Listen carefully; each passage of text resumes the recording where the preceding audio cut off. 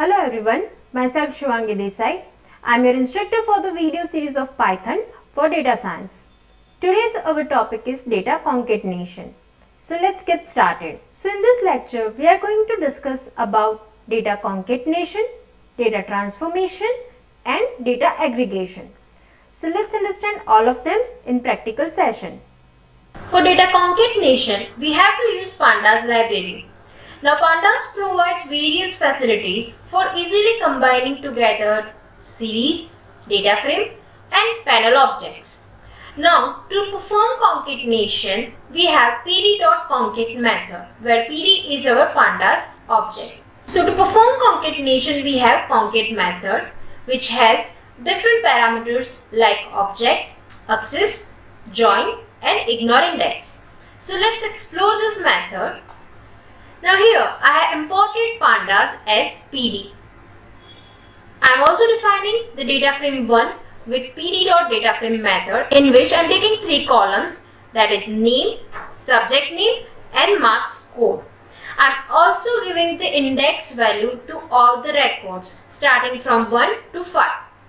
In the same manner, I am taking the second data frame df2, that is pd.dataframe, inside which I am taking the same set of columns, that is name, subject name and marks code. So here also I am giving the index starting from 1 to 5 to all the records. So let's check the content of data frame 2. So here we have 2 data frames. Data frame 1 contains name, subject name and marks code of 5 different students, and data frame 2 also contains name, subject name and marks code to 5 different students. Now we can use pd.concate method to combine the data of both the data frames. For that, we have to pass a list of data frame object inside pd.concate method. So here I am passing df1 and df2 inside a list and passing this list inside the pd.concate method to concate the data of both the data frame.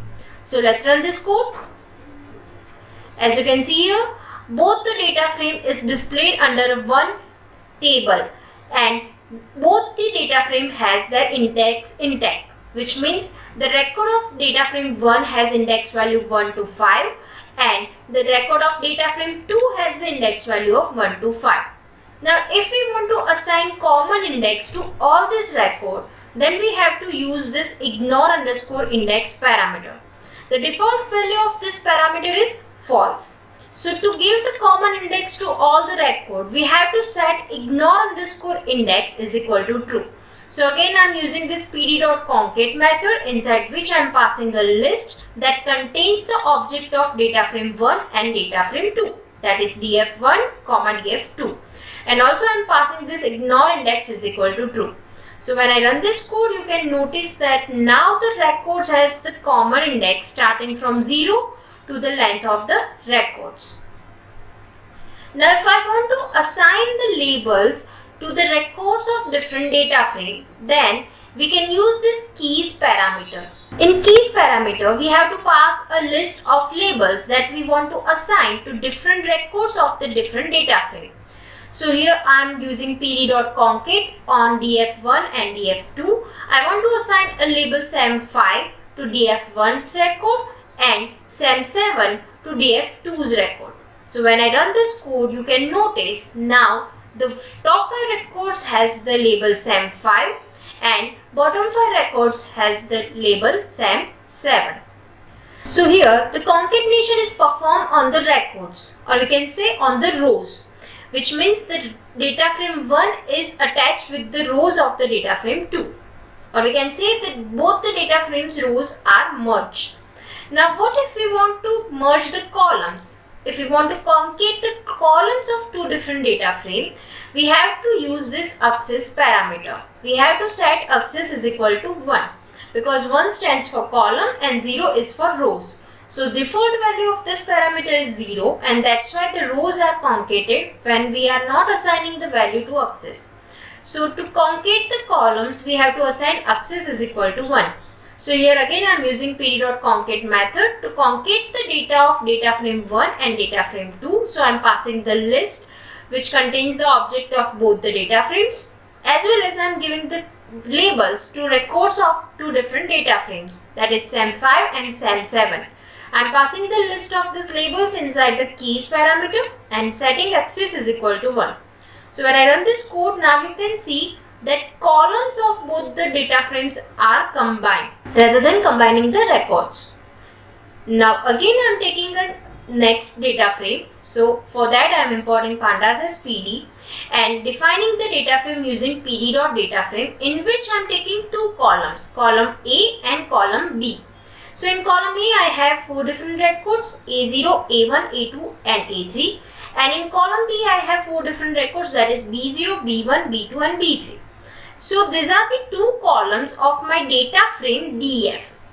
On the second hand, I am assigning a series using pd.series method, in which I am taking only two values, that is H and E. Now I am performing this concatenation on two different type of data, that is one is our data frame and second is the series. So I am passing the object of both the type of data. So first I am passing DF and second is series. I am storing these values inside a list and passing this list inside pd.concate method. Also I want to perform this concatenation column wise, and that's why I am setting access is equal to 1. So let's run this code.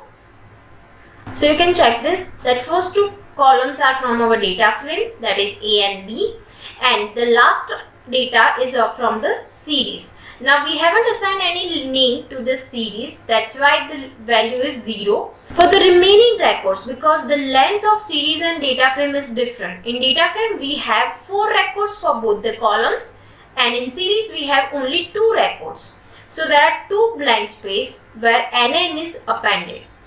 Now if I want to perform this concatenation according to the rows, then I have to set this axis is equal to 0.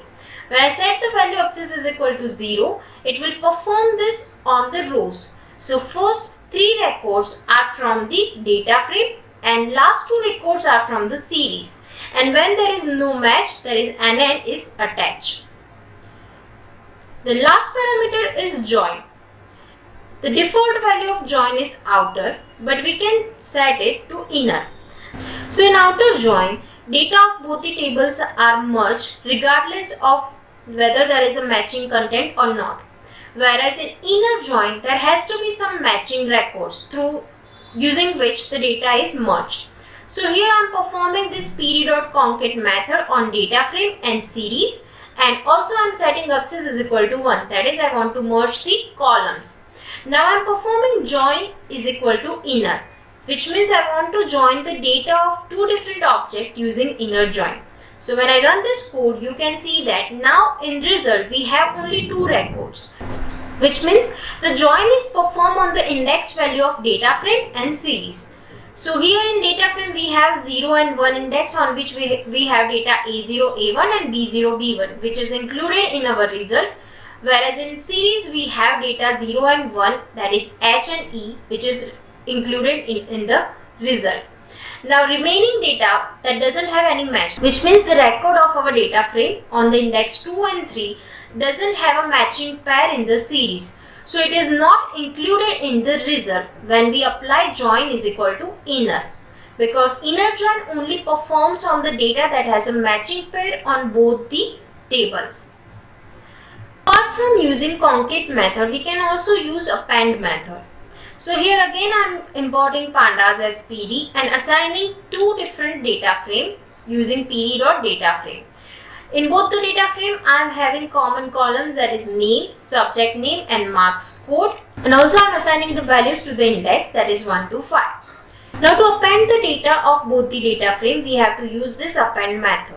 So in this we first have to use the first data frame, that is df1 dot append, and in bracket we will pass the object of second data frame, that is df2, which means the records of df2 will be appended at the end of df1.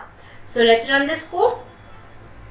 Here you can see the first 5 records are from the data frame 1 and the remaining 5 records are from the data frame 2, which means we have appended the records of data frame 2 at the end of data frame 1. If we change the order of this append operation, that means if I perform df2 dot append df1. I'm passing df1 inside the bracket and taking df2 outside. And when I run this code, now you can see this, that first 5 records are from the data frame 2 and remaining 5 records are from the data frame 1. Which means the records of data frame 1 is appended at the end of the record of the data frame 2. So in this method, we can only attach the records of one data frame at the end of the record of the second data frame. Now again, if we want to give the common index value to all this record, we have to use this ignore underscore index and have to pass the value true. The default value of this parameter is false. If we set it to true, now all the records will follow the common index name, that is starting from 0 towards the length of the records.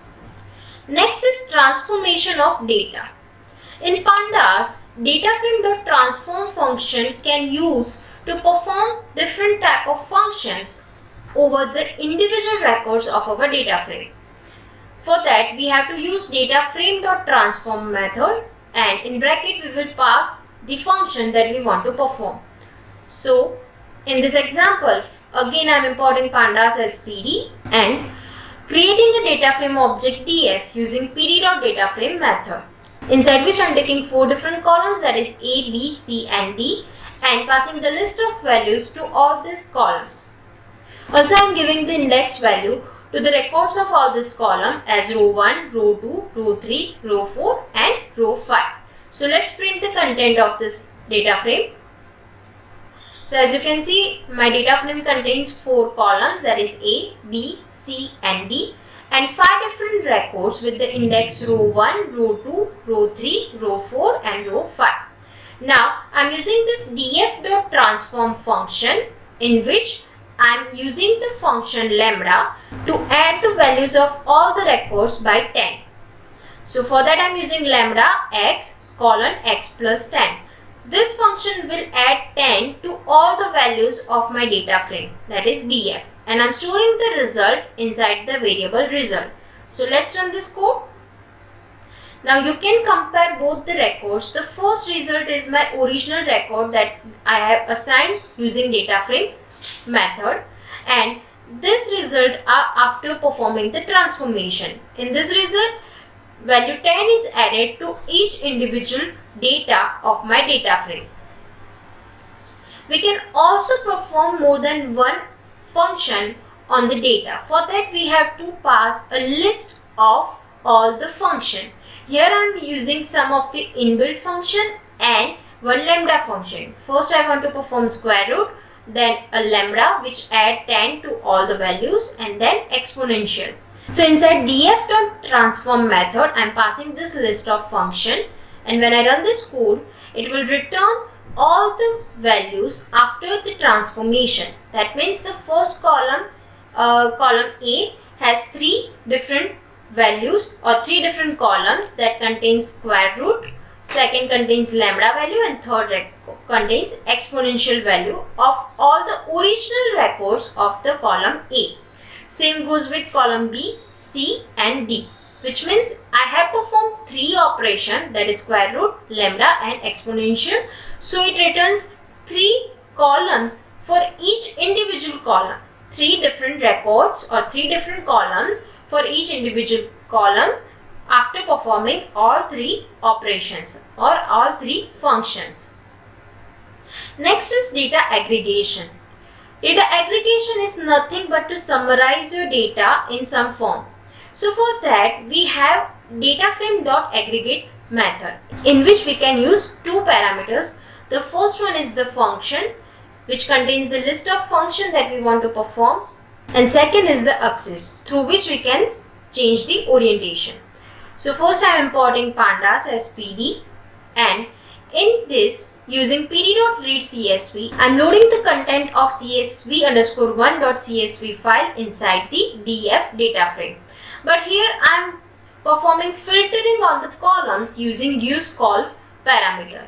I am only loading 2 columns, that is age and point. which has the numeric values, because we are performing aggregate function, and aggregate function can be applicable on the numeric values only.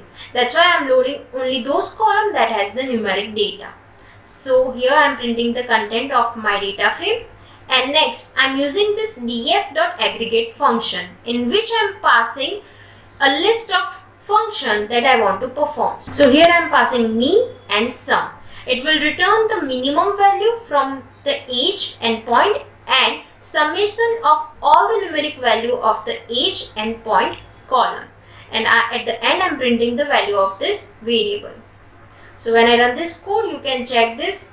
This is the content of my data frame, and here is the result of my aggregate function. As I have loaded age and point in my data frame, it returned the minimum value from the age and minimum value from the point, as well as it returns the sum of all the values of age and sum of all the values of the point column. If you want to perform a different set of operation on both the column, then also it is possible in df.aggregate method. So here again I am using this pd.readcsv method to load the content of csv_1 file inside the df, that is the data frame object, and I am filtering the data of this file using use calls, in which I am only loading the data from the age and point column. Now in aggregate function I am passing a dictionary. In dictionary the first key is the age, that is the column name inside my data frame, and as a value I am passing a list that contains the set of operation, or we can say set of aggregate function that I want to perform on this particular column, that is age. As the second key value pair I am passing the second column name, that is point, and as a value I am passing a list that contains the name of aggregate function that I want to perform on the records of point column. So for age I am passing mean, max and sum, and for point I am passing mean, max and mean value. And at the end I am storing the result inside AD variable, and I am printing the data from the AD variable. So let's run this code. So as you can see, it returns me a table which contains the result of this different aggregate function. For age it returns the maximum value, and for point also it returns maximum value, because I have used this function on both the column. Now for age column it returns NaN for mean function and 73.5 for point. Why? Because for age I am not applying this mean function. For age I have not declared the mean function inside this list, and that's why it returns NaN. Same goes for the point column. I have not assigned sum function inside this list. I am not declaring the sum function inside this list, and that's why for column point the sum will return NaN. If I want to perform this aggregate function on the rows, here we have applied this aggregate on the value of the columns, but if you want to perform this aggregate function on the rows, then also it is possible, but for that we have to pass this access is equal to 1. So here I have assigned this data frame object df1 with different values using pd.dataframe method, in which I am taking 3 different columns, that is PDS, CN and ADA, and assign a list of values to all these 3 columns. Again I am printing the data of this data frame 1, and then I am performing df1.aggregate function, in which I have passed mean and max operation, and access is equal to 1. So in aggregate function the default value of access is 0, which represents the column, and the access is equal to 1, which means we want to perform this operation on the rows. So let's run this code. So here is the content of our data frame, which is 3 columns PDS, CN and ADA, which contains some numeric value, that is the marks of this 3 subject. And here we have used this mean and max inside this aggregate function. That's why it returned the minimum and maximum value from this row. So in this row the minimum value is 58 and maximum value is 98. So for 0 index it returns 58 as minimum value and 98 as maximum value. Same goes for remaining records. So using this set of value we can perform data concatenation, data aggregation and data transformation. So that's it about this lecture. Thank you.